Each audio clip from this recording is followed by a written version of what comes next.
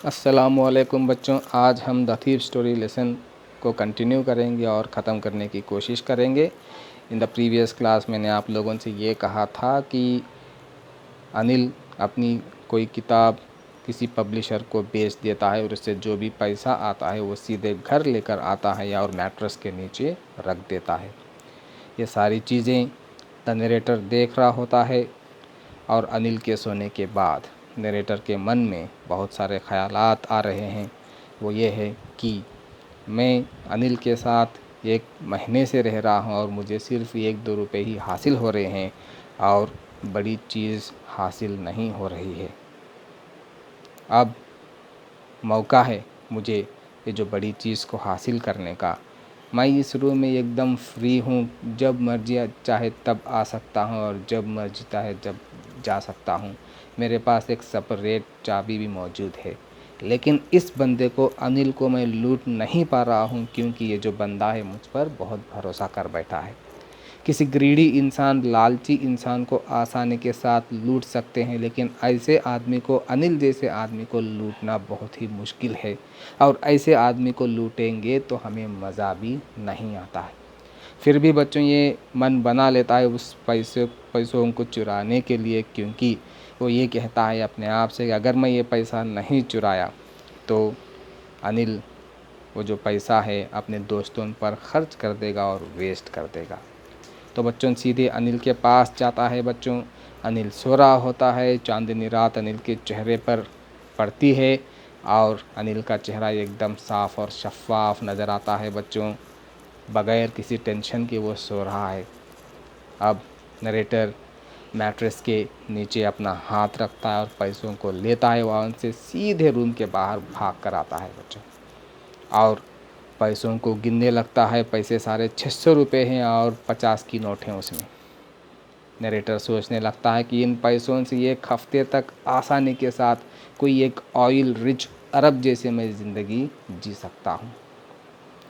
तो उसे 10:30 लखनऊ एक्सप्रेस पकड़ना होता है, तो सीधे रेलवे स्टेशन पहुंच जाता है और वहां पर गाड़ी लखनऊ एक्सप्रेस तैयार रहती है। धीरे से मूवमेंट कर रही होती है लखनऊ एक्सप्रेस और आसानी के साथ द नरेटर लखनऊ एक्सप्रेस में चढ़ सकता था, लेकिन किसी हेजिटेशन की वजह से रुक जाता है बच्चों।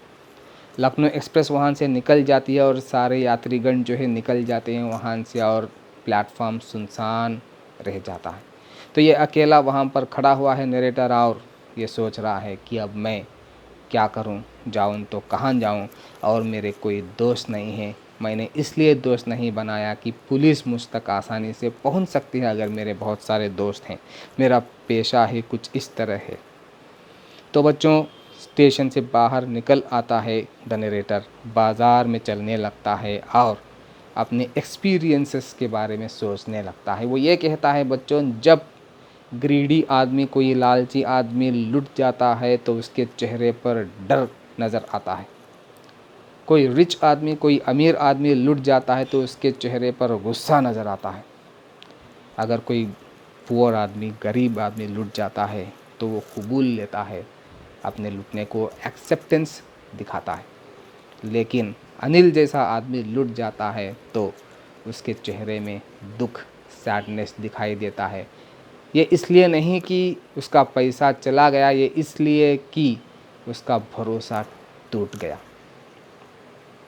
तो बच्चों सीधे बाज़ार से गुज़रते हुए एक मैदान तक पहुंच जाता है और मैदान में एक स्टोन बेंच पे बैठ जाता है द नरेटर और सर्द हवाएं चलने लगती हैं, ड्रिज़ल होने लगता है, धीरे से बारिश होने लगती है और जो बारिश है हेवी रेन में कन्वर्ट हो जाती है और वो गीला हो जाता है और सीधे वहाँ से उठकर क्लॉक टावर के पास भाग कर जाता है और क्लॉक टावर के नीचे बैठा हुआ है अभी। तो बच्चों आधी रात हो जाती है और अपने नोट को देखता है कि सारे गीले हो चुके हैं। अब ये सोचने लगता है कि अगले दिन अगर मैं वहीं पर अनिल के पास ही रहता तो कितना अच्छा हो, तो 2-3 रुपये मुझे मिल जाते और किसी मूवी देखने के लिए मैं चला जाता, अनिल के लिए खाना पका पाता और थोड़ी बहुत पढ़ाई भी कर लेता। और ये भी सोचता है बच्चों, ये जो चुराना आसान है और पकड़े जाना भी आसान है, लेकिन कुछ पढ़कर एक अच्छा इज़्ज़तदार आदमी बनना सोसाइटी में वो बहुत कुछ है, और वो इज़्ज़त पाना सोसाइटी में उसका किक ही अलग है। तो ये सारी बातें सोचने लगता है बच्चों, और फाइनली अपना मन बना लेता है कि मुझे अब इस तरह से जीना नहीं है और सीधे अनिल के पास जाना है और वहीं पर रहना है और मुझे एक अच्छा पढ़ लिख कर इज़्ज़तदार इंसान बनना है। तो सीधे अनिल के रूम को पहुंच जाता है बच्चों। अब चुराना तो आसान है और जहाँ से चुराया हुआ माल वहाँ पर रिप्लेस करना, वहाँ पर रख देना बहुत ही मुश्किल है। तो फाइनली किसी न किसी तरह करके वहाँ पर मैट्रेस के नीचे माल रख देता है और सो जाता है। अगले दिन सुबह जग नहीं पाता है द नरेटर, क्योंकि रात में ये सारा कांड हुआ था, इस वजह से जग नहीं पाता है नरेटर। तो बच्चों ये अनिल उठाता है नरेटर को और नरेटर के आगे 50 रुपये देने लगता है, दिखाता है और कहता है अनिल की आज से मैं तुम्हारी तनख्वाह अदा करूँगा, ये लो 50 रुपये। और अनिल को सब कुछ मालूम होता है बच्चों, क्योंकि ये जो नोट जो हैं गीले थे बच्चों, इस वजह से सारा क्या हुआ था रात में सबका अंदाज़ा रहता है अनिल को। लेकिन चेहरे पर कुछ भी एक अनजान व्यक्ति जैसे बिहेव करता है अनिल, और ऐसे पेश आता है कि उसे कुछ भी नहीं मालूम है।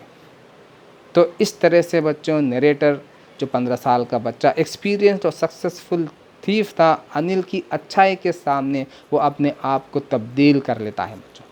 तो इस तरह से सोसाइटी में बहुत सारे चोर हैं और चोर मजबूरी की वजह से चोर बनते हैं। अगर हम उनके साथ अच्छी तरह से पेश आएंगे, अपनी अच्छाई दिखाएंगे, हो सकता है कि ऐसे चोर कन्वर्ट हो जाएंगे और अच्छे इंसान में तब्दील कर पाएंगे और एक अच्छी ज़िंदगी माशरे में जी पाएंगे बच्चों।